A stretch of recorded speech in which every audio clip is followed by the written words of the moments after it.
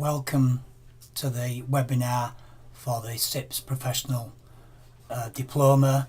This is for Unit PD1 Leadership in Procurement and Supply, and this presentation will cover Learning Outcome 1, which is understand the main leadership skills and behaviours that are appropriate for improving procurement and supply chain management.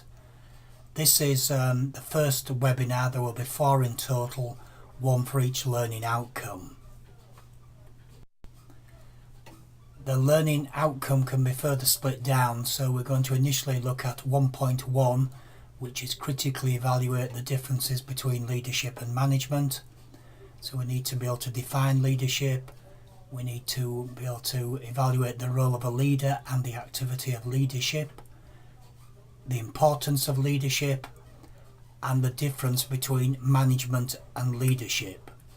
And this has certainly been asked several times in the PD1 examination series. Some definitions here of leadership. There are literally hundreds of them. You don't need to learn more than probably 2, but you do need to be able to articulate clearly what leadership is. The first 3 are from the Mullins textbook. Leadership may be seen as an interpersonal process of getting others to follow or getting people to do things willingly. And the word follow will crop up obviously with leadership. You can't have a leader without people who are following. Leadership may be exercised as an attribute of a person's position in a group or organisation or some other source of power and influence. It can also be seen as a role or a set of functions or a cluster of behaviours.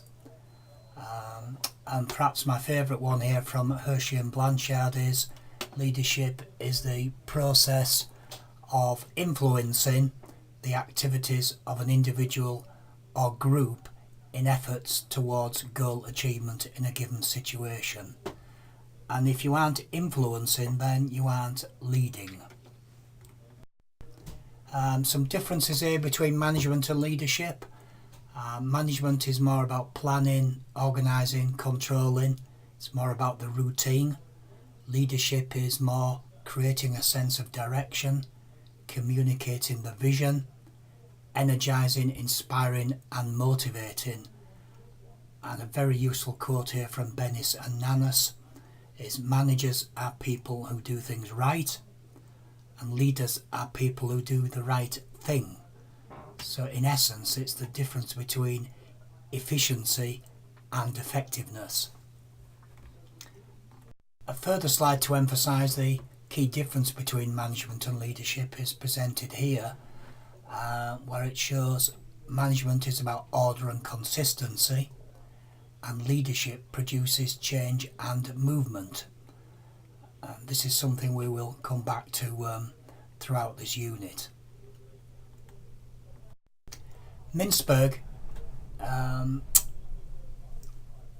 distinguished that managers perhaps don't perform functions, but managers have specific roles, and in these roles they can be interpersonal, informational or decisional. These roles can be further split, and the role of a leader is part of a managerial's role. So at different times a manager may take on all these roles. There could be a monitor, there could be a spokesperson, there could be a leader, a figurehead or a negotiator. So these managerial roles are one view of looking at management, which is different than seeing it as a function. What is a leadership role? Creating a sense of direction, communicating the vision in a credible and compelling way, energising, inspiring and motivating, developing people to enhance long-term capability, and creating, articulating, maintaining and changing organisation culture and values. So it's a much broader concept than management, but it's not to say managers don't need to lead and leaders may at times have to manage. So why is it important? Well, leaders can energise and support change. They can secure commitment. They can set direction, support, challenge and develop people, use a facilitating power style rather than command and control, can be seen as explicitly interpersonal process based on qualities such as sensitivity, rapport and emotional intelligence, and leaders use influence rather than positional, structural or hierarchical power. So a very important concept. Mullins goes on to detail 14 functions of a leader. Now this I don't think is a list that would be very easy to learn for exams, but it does actually talk about some of the specific functions, that there can be an executive, planner, policymaker, a source of expertise, controller, purveyor of rewards, arbitrator, etc. A very broad list of functions that a leader may have to perform at various times. Mckinsey developed a framework in the 1980s known as the 7S. This appears in several of the CIPS units/modules and illustrates the hard and soft aspects of organisations. The softs tend to be culture related, shared values, style, staff skills, and the hard S's are the structure, systems and strategy. These need to be aligned. You can see the interrelationship, and it's a useful concept when we're considering what we might have to change, or if we're looking at particular problems in an organisation. The leader may have to change the structure to align it, or to move to a new structure because of changes required. So the McKinsey framework, developed by Peters and Waterman in the 80s, is a popular tool. It's quite useful in change management, and it's useful when we're thinking about strategy. But the key is there are hard and soft elements and they must align. Some implications for purchasing of the 7S's. How can procurement contribute for growth is the strategy element. The structure element is breaking down functional barriers, and then it goes into systems, style, staff, skills and shared values. So all these need to be aligned for purchasing to be effective.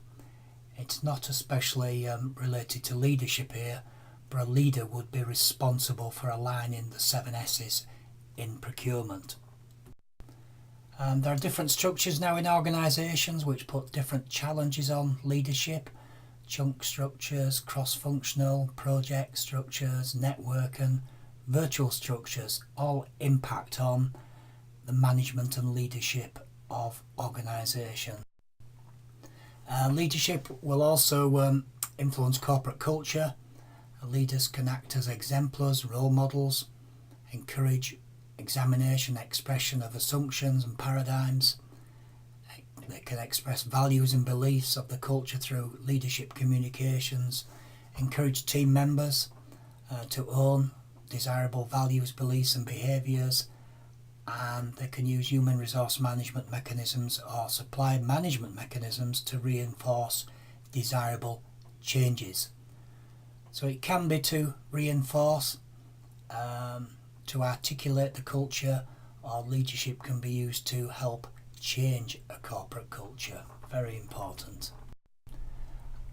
Leadership has an important role in supporting supply chain innovation through motivating and inspiring people to think out of the box and to design and develop an environment which enables people to be innovative through creating structures, creating the right climate, developing relevant skills and mobilising resources to support innovation. Leadership and supply chain management. The distinctive attributes and focus of leadership make it an essential tool for supporting innovation, which we've just mentioned, improvement of supply chain processes, and helping develop sustainability, responsibility, and ethics. And supply chain leadership in general is about motivating, inspiring supply chain partners to offer above compliance levels of service, utilising motivation and relationship, maintaining influences to change perceptions, introducing changes, facilitating collaboration, leading by example, and utilising influence to encourage the raising of standards in the supply chain. So a fairly important slide there of supply chain leadership issues. Leadership, more in procurement now than in supply chain, are very much related. We'll be concerned with formulating supply chain and sourcing strategies, making sure it's aligned to the corporate strategy, integrating activity within the organisation, network leadership, securing stakeholder buy-in, both internally and externally, establishing KPIs, and ethical leadership via procurement's input to environmental and social sustainability. Some extra readings there which is quite useful, so you can look at that and the revision notes which you'll be supplied with. And that's 1.1 completed. We're now onto the theory and concepts and models of leadership, and we start with qualities and traits, then look at functional, then styles, and contingency theory.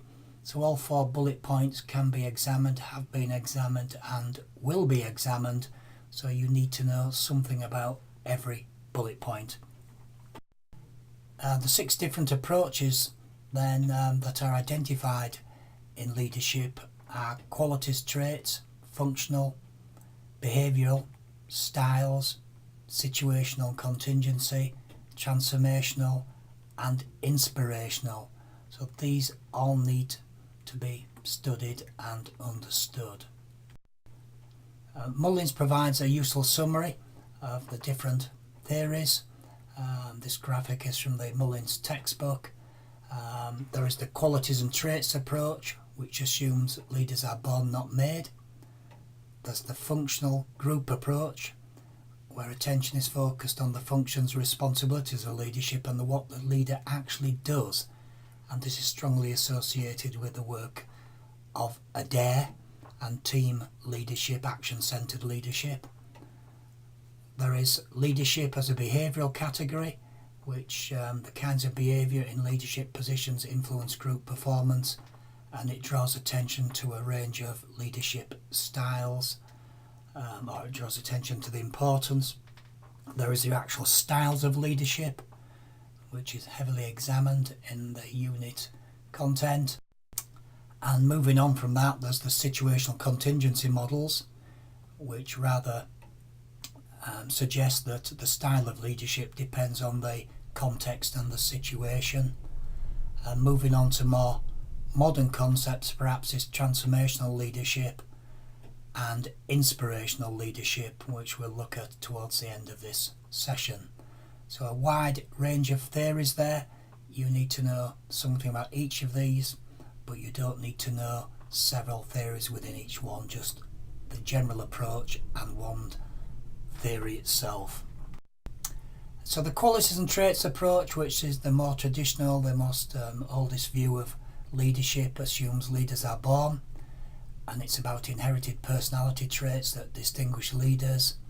It's associated with great person theory, and it's about focused on the person, and some common traits have been identified, such as self-confidence, initiative, intelligence, self-belief.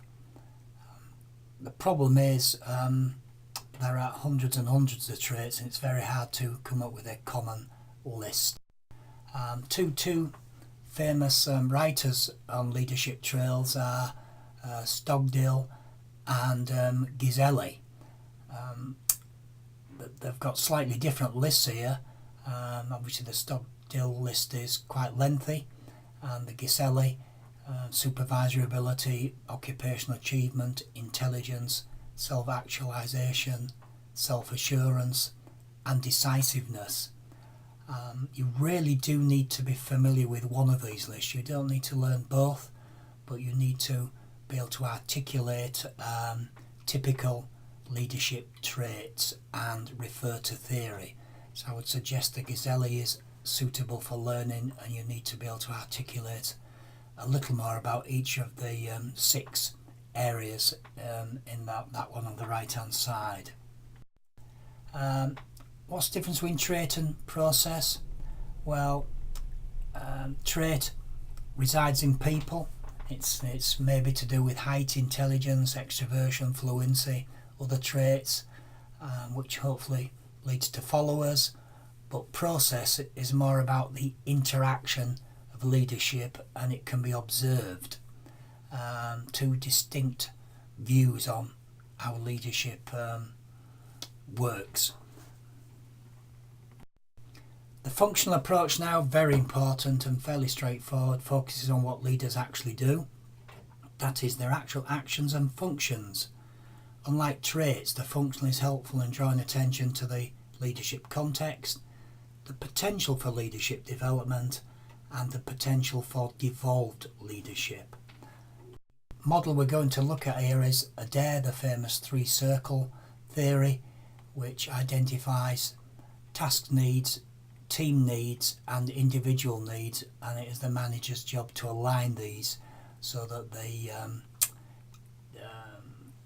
be a successful outcome. So good managers and leaders must have full command of the 3 areas. Being able to do all these things and get the right balance gets results, builds morale, improves quality, and is the mark of a successful manager. So the intersection in the middle there is necessary. If we don't have the 3 circles overlapping, we won't have successful leadership. So what are the needs of each of these? Well, relating to the task, we need to achieve the objectives, we need to define group tasks, the leader needs to plan the work, allocate resources, organise duties, responsibilities, control quality, review progress. So they're the task needs. The team functions, we need to maintain morale, build team spirit, set standards, communicate, train, appoint sub-leaders. And then looking at individual needs, we need to meet the needs of individuals through attending to personal problems, giving praise, reconciling conflicts, and training the individual. All these 3 right and manage to satisfy the needs of the task, the individual and the group, then we should have a successful outcome. And this graphic here illustrates the different needs and how the manager needs to meet those needs. Adair recognises the core functions of leadership is about planning, initiating, controlling, supporting, informing and evaluating, and that can be remembered by the mnemonic PIXI, which is very appropriate at this time of year. So planning, initiating, controlling, supporting, informing, evaluating are the core functions and vital for the action-centred leadership model. The action-centred leadership model is widely taught, widely used, and it recognises that managers can be trained and developed. Some of the other models are more 2-dimensional style models, based often on 2 dimensions such as concern with work, initiating structure, and consideration, the concern with the social organisation of the group. So there are many style models that are 2-dimensional, which from that has developed various management styles, and one of the early styles models was from Lewin, Lippitt and White, who suggested there are 3 styles: authoritarian, democratic and laissez-faire. These 3 are named on your unit content, so you must have a knowledge of these 3 styles and be able to describe them. You will also have to discuss benefits and disadvantages of these styles, which we'll move on to later on in the presentation. Associated with styles then, the very famous management grid from Blake and Mouton in 1964, they developed this management grid where concern for people is plotted on one axis and concern for production is plotted on the other axis, and the result is 81 different positions with 5 sort of main styles of management. Impoverished management is 1-1, task management is 9-1, middle of the road management is 5-5, country club management is a 1-9, and team management's 9-9. And the view is that the ideal position is 9-9, which is more the group team centred management. It's perhaps more useful for developing managers and assessing their views and opinions. There is an inventory, a questionnaire that managers can answer questions on, and you can then plot your position on this grid to see what your management style is predominantly, which area. So it was one of the popular grids and a popular way of discussing styles of management, and there's 5 styles on this grid. Another management style one which I think is very important is the Ashridge College version, which talks about 4 styles as opposed to the 3 we looked at earlier: tells, sells, consults and joins. And we're going to come back to these 4 styles when we look at the continuum of leadership. So 4 styles there: autocratic, persuasive, participative and democratic. Very straightforward and self-explanatory to some extent. Goleman talks about 6 leadership styles. There are many others in your study guide. I personally don't think you need to learn Goleman's. 6 there with all the others is too many, but there are 6 different styles there. And then we move on to an important area on the syllabus: contingency models of leadership.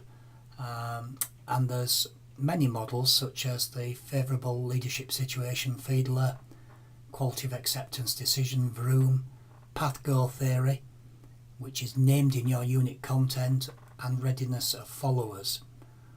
So essentially you must learn path goal theory because it is named in your unit content. The content says contingency models such as path goal theory. So it is essential you understand House's theory. Fiedler is widely discussed in most textbooks. There's an extensive coverage in the study guide, but it cannot be examined by name, but you could use it in an answer on contingency theory. And the theory's effective group performance depends on the match between the style and the degree to which the situation gives control and influence to the leaders.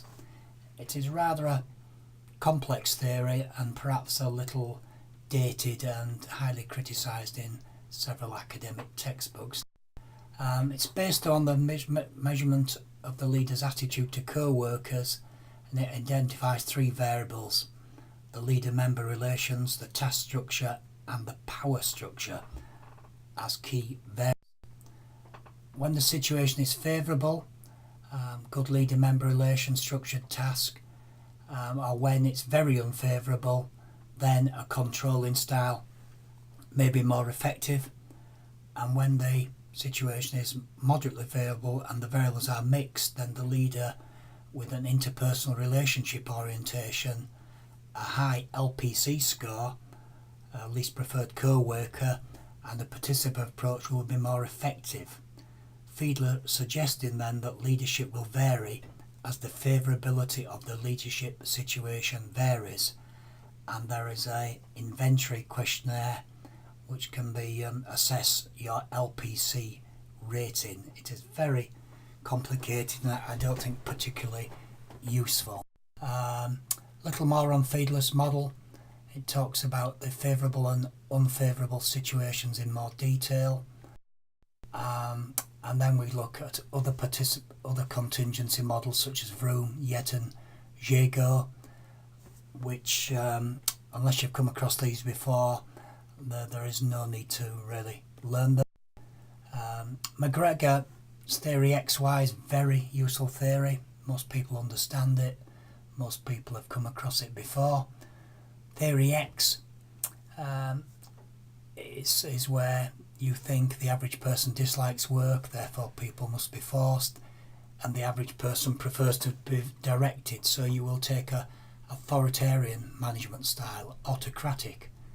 Now if you're a theory Y manager, your style will be more participative, because you will think that people view work as natural.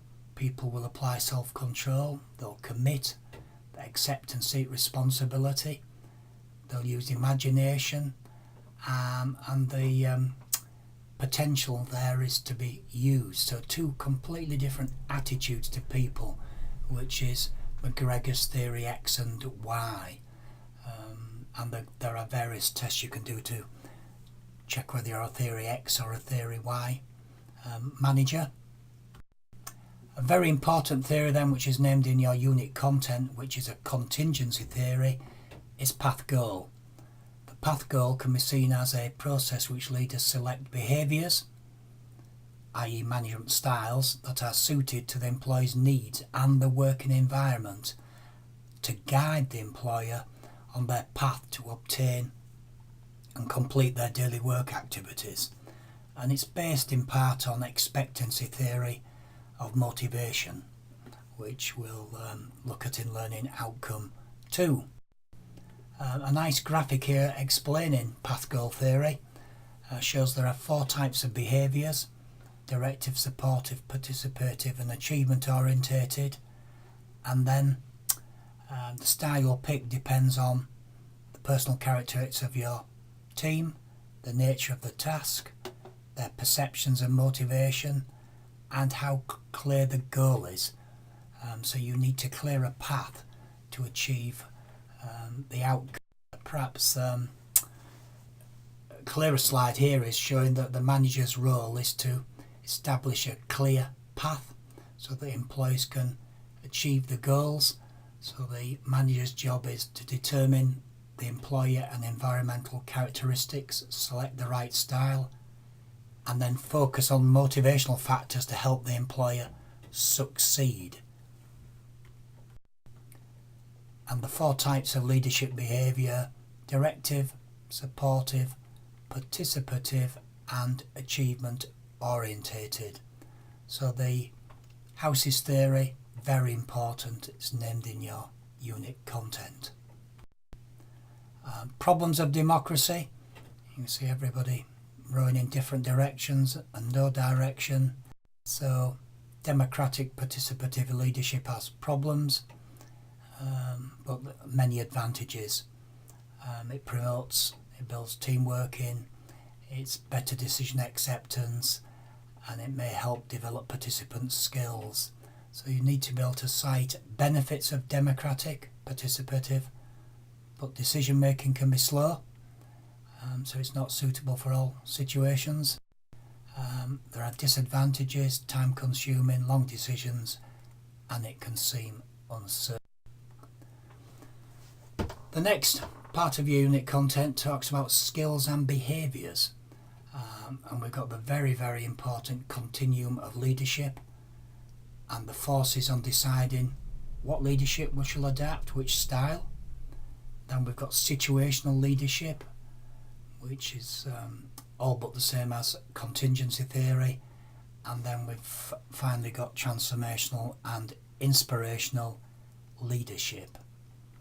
So the Continuum of leadership was developed by Tannenbaum and Schmidt in 1973. And Tannenbaum and Schmidt recognised that it isn't a question of one style or another. They recognise that there is a continuum, varying from a boss-centred approach right through to a subordinate-centred approach. And in fact there are 7 different styles that can be adapted as you go through the continuum and move around depending on how much authority you use and how much freedom you give to your team. You will notice the line doesn't intersect on the diagonals because you will never give complete freedom to your subordinates, and you will never have absolute authority over your subordinates. So there are a range of styles here: tells, sells, consults, consults, joins, with different descriptions of how these may be carried out. The four main styles which are on the previous slide were tell, sells, consults, joins, although the study guide calls the last one coaching. And which style to use? Well, it depends on the degree of authority used by the manager and the area of freedom available. And the advantages of this theory, of this model, it encourages leaders to be flexible, gives leaders decision criteria on how to select autocratic or democratic. It supports employee development and empowerment, but it's got limitations. It's still really a two-dimensional model. It only addresses the initial step of assigning tasks. It doesn't tell you anything else after that, and it assumes the managers have sufficient information to make the right decision. More useful is Tannenbaum and Smith's explanation of how you decide which style to use. And they've identified three forces. The forces in the manager, in yourself, your own value systems, your confidence in your team, your own personal leadership inclinations, and your feeling of security in uncertain situations will impact on your style. The subordinate, the team members, the forces in them will impact, including their personalities, how ready they are to assume responsibility, their degree of tolerance for ambiguity. Some will like clear instructions, some will only want a general direction. Knowledge and experience of dealing with a problem, the understanding and identification with goals of the organisation. Then, of course, the task, the situation itself, the time pressure, the problem itself that you're trying to address, how effective the group is, and the type of organisation. So the environment, the situation impact. So three major forces here that will influence the leadership style and which one is adapted from the Continuum. This slide details the advantages and disadvantages of the four major styles from the Continuum, from telling, the autocratic, quick decisions, but it's suitable for highly programmed routine work. But weaknesses, communications are one way, doesn't encourage initiative or commitment, it can lead to resentment. And then there is the cells, where the manager still makes the decisions but needs to convince the team as to that it's the best decision and why you've made that decision. So at least team members will understand the reason. Team members may be more committed. Team members may be able to function better in the absence of instruction if they are aware of the rationale. So a good summary of this one is: I have chosen option A to solve our problem. Let me convince you why I think it's a good option. Moving on to the other two styles, consults, which is participative. The manager confers with the team and takes their views into account but still retains the final say. So it involves team members more in the decision. It should lead to more motivation, but it still has weaknesses. And then the final style is joins, democratic, team style. The leader and the team make the decision together based on consensus. So this helps motivation, empowers team members, and it's got many of the advantages of the consult style. But it could undermine the authority of the manager, may lengthen decision-making process, may reduce the quality of the decision because of politics or the capabilities of the team. So some very important pros and cons of each of the four styles there. Moving on then to the last few theories, the situational leadership model, which we'll address again in Learning Outcome 2, was developed by Hersey and Blanchard, and it brings in the readiness of the followers. So we've got four styles here, moving from telling to selling to participating to delegating. So very similar to the four styles in the Ashridge model and the Tannenbaum and Schmidt Continuum. Now which style we adapt will depend on how ready the followers are, their capabilities to do the task. So if they're able and willing, which is R4, we match the style up to S4 that we might use the delegating style. If they're unable or unwilling, which is the R1, we need to be more leader directed and we need to tell them. And selling matches up S2 to R2, R3 there matches up to S3. So the style depends upon the readiness of the followers, and we can see the style can be, the two axes are task behaviour, how much guidance you give the team, and the relationship behaviour, as whether it's low or high. And obviously a very high relationship behaviour with low guidance is participating, selling is high guidance and high relationship behaviour. So Hersey and Blanchard, don't worry too much about the shape of the chart, but in theory you move along and round that chart. Leaders should adjust their style using telling, selling, participating and delegating depending on the readiness. And so that's self-explanatory, that slide. And there's the 4 readiness levels: R1, R2, R3, R4. So low, low to moderate, moderate, high. An important concept, perhaps one you haven't come across, but we will revisit that in webinar 2, so don't worry too much about that. Finally, we're getting on to the last couple of theories, which is transactional, transformational and inspirational. So another way of looking at leadership is to do with the type of work and the relationship between the leader and the follower.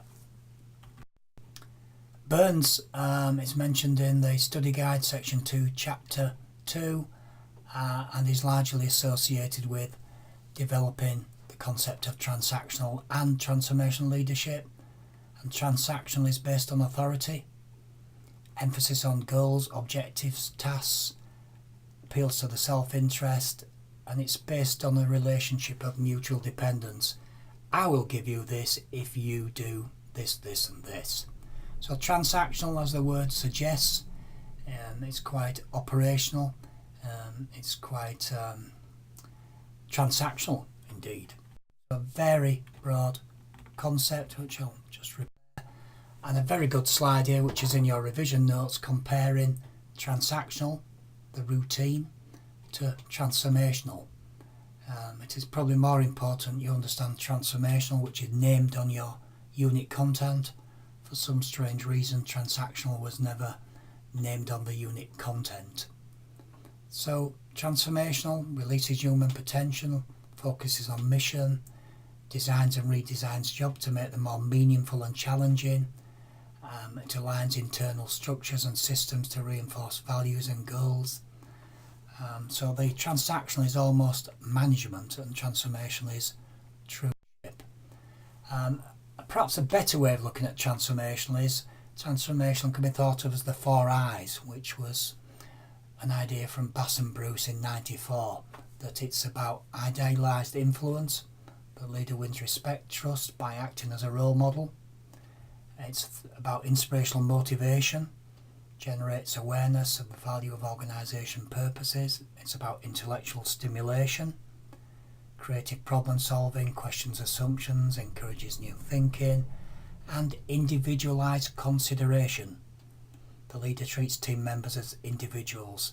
So the 4 I's of transformational leadership, which you'll see there, includes inspirational, motivation, a very straightforward way of describing what transformational behaviour is and how it's part of transformational leadership. Yuckel says the implications for transformational leaderships are that we need to develop an attractive vision, tie the vision to a strategy, develop the vision, translate it into actions, express confidence, decisiveness about the vision, and realise the vision through not necessarily big steps, but small planned steps and small successes. So that's the implications of how managers need to proceed. We can, some of the textbooks split off inspirational as separate than transformational leadership, but you'll notice inspirational motivation was part of transformational leadership. But inspiration is based on personal qualities or charisma of the leader and the manner in which leadership influence is exercised. Inspirational leadership, or an inspirational leader, understands the spirit, connects and appreciates the capabilities of others, and recognises and seizes a brief window of opportunity that acts as a power catalyst, inspiring the leader and the led. Who says so? Adair. Not exactly the same as transformational, but similar. House says that charisma can be learned though and developed through role modelling, confidence building, through clear goal articulation and motive arousal. So quite a high level concept to finish on there. Charisma. There are critiques of charismatic leadership, that the followers can become dependent. It encourages emulation, which could be damaging for the organisation. Leaders may be non-rational and prone to fashions and fads, even though they might be charismatic, and may encourage unrealistic ambitions for the organisation. And the organisation may become too dependent upon their charismatic leader.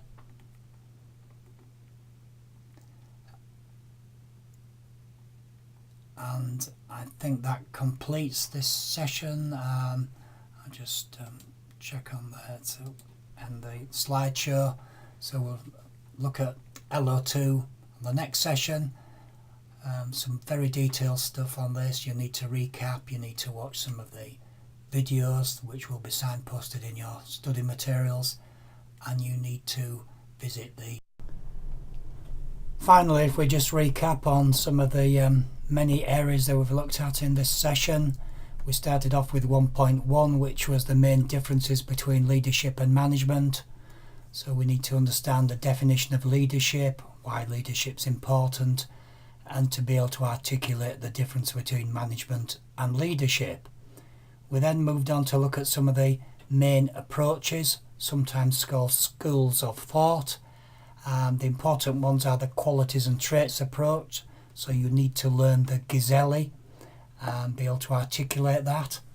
There's the functional or group approach, which is the team, the task and the individual, which is the theory of Adair. There are management styles such as autocratic, democratic, laissez-faire, which was developed by Lewin, Lippitt and White. We then looked at contingency theories such as path goal from House, very important. Then finally we moved on to skills and behaviours that make effective leadership.